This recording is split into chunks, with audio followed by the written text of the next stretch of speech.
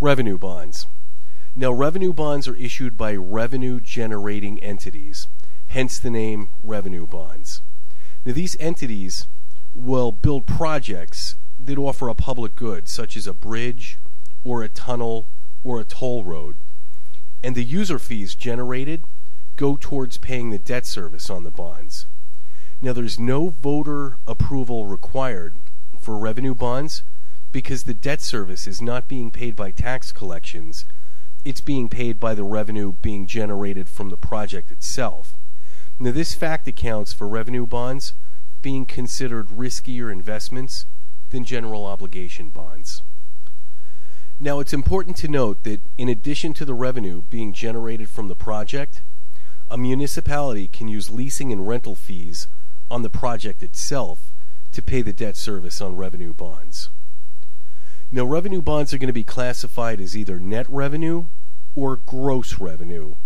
A gross revenue issue is one that will use the project's gross revenue to first pay the debt service. Now, a net revenue bond issue is one which pledges that operating and maintenance expenses are going to be deducted from the gross revenue and then used to pay the debt service. On a net revenue bond, the issue's debt service coverage can be found by dividing the issue's debt service by the net revenue available to pay the debt service. So, for example, if a project is expected to generate $10 million in revenue, it has operating and maintenance expenses of $2 million and debt service of $4 million. The debt service coverage is found by dividing the net revenue by the project's debt service. Basically, in the example in the book, you've got revenue of $10 million less operating and maintenance expenses of $2 million, leaving you $8 million in net revenue. You simply want to take that $8 million, divide it by the $4 million of debt service to arrive at a 2-to-1 debt service coverage ratio.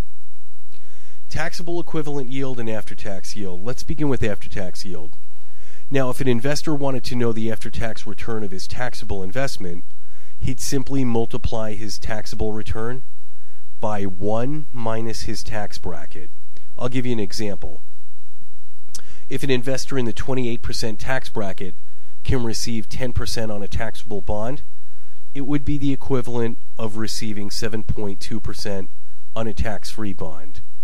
Again, you take the 10 times the 72%, and you arrive at 7.2%.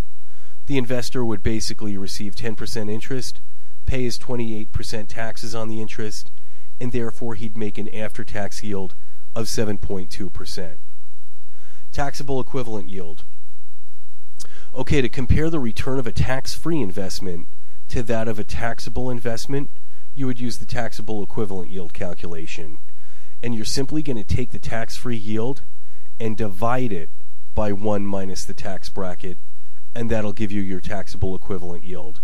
So, for example, if an investor in the 28% tax bracket can receive 8% on a muni bond, it would be the equivalent of receiving 11.1% on a taxable bond.